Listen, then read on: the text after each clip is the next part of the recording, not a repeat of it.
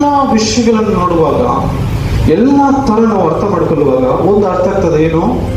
ನಮ್ಮ ಹೃದಯವು ನಮ್ಮನ್ನು ಹೆಚ್ಚಿಸ್ತದೆ. ನಮ್ಮ ಒಂದು ಸ್ವಭಾವ ನಾವೇ ಎಂಬುದಾಗಿ ಹೇಳ್ತದೆ. ಅವನು ನೋಡಿ ಪರಿಸರನ ಹೇಳ್ತಾನೆ, ನಾನು ಅಲ್ವಾ, ನಾನು ಅನ್ನೋದಿದೆ ಅಲ್ಲಿ. ಪರಿಸರನು ನಿಂತುಕೊಂಡು ಪ್ರಾರ್ಥಿಸುವಾಗ ತನ್ನ ದೇವರೇ, ಸುಲುಕೊಳ್ಳುವವರು, ಅನ್ಯಾಯಗಾರರು, ಆಧಾರ ಮಾಡುವವರು ಆಗಿರುವ ಉಳಿದ ಜನರಂತೆ ನಾನಲ್ಲ ಅಂತ ಅವನಾಗಿ ಅವನು ಜಡ್ಜ್ಮೆಂಟ್ ಕೊಡ್ತಾನೆ. ಯಾರು ಕೊಡ್ಬೇಕಾಗಿರುವಂತ ವ್ಯಕ್ತಿ? ದೇವರು ಕೊಡ್ಬೇಕು. ಇವಾಗ ಎಕ್ಸಾಮ್ ನಾವು ಬರೆದಿದ್ರೆ ನನಗೆ 75% ಬರ್ತದೆ ಅಂತ ನಾವೇ ತೀರ್ಮಾನಿಸ್ಕೊಂಡು ನಾವೇ ಎಲ್ಲ ಕಾಲೇಜ್ಗೆ ಅಪ್ಲೈ ಮಾಡ್ಕೊಂಡ್ಬಿಟ್ಟು ಸೇರ್ಬಿಟ್ರೆ ಆಗುತ್ತಾ? ಯಾರು ಕೊಡೋದು ರಿಸಲ್ಟ್? ಬೋರ್ಡ್ ಅವ್ರು ಕೊಡ್ಬೇಕು ಅಲ್ವಾ?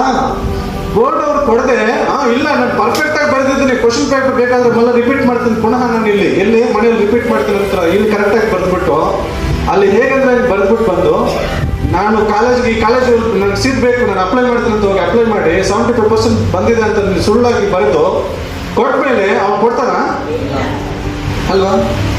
ಏನು ಕೊಡಲ್ಲ. ಅದಕ್ಕೆ ಒಂದು ತೀರ್ಮಾನ ಮಾಡುವಂತ ವ್ಯಕ್ತಿ ಇದ್ದಾರೆ, ಒಂದು ಸ್ಥಾನ ಇದೆ. ಅದೇ ತರ ನಮ್ಮನ್ನು ತೀರ್ಮಾನಿಸುವವರು, ನಮಗೆ ಬೇಕಾಗಿರುವಂಥದ್ದು ಕೊಡುವವರು, ನಮ್ಮನ್ನು ಸತ್ಯವಾಗಿರುವಂಥ ದಾರಿಯಲ್ಲಿ ನಡೆಸುವವರು, ನಮ್ಮನ್ನೆಲ್ಲರನ್ನು ಕೂಡ ಮಾರ್ಗದಲ್ಲಿ, ಅಂದ್ರೆ ಆತನ ಪರಿಶುದ್ಧವಾಗಿರುವಂಥ ಮಾರ್ಗದಲ್ಲಿ ನಡೆಸುವವರು ನಮಗೂ ಒಬ್ಬರಿದ್ದಾರೆ. ಆತನೇ ನಮ್ಮ ನ್ಯಾಯಾಧಿಪತಿ, ಆತನೇ ನಮ್ಮ ರಕ್ಷಕ, ಆತನೇ ನಮ್ಮ ದೇವರು.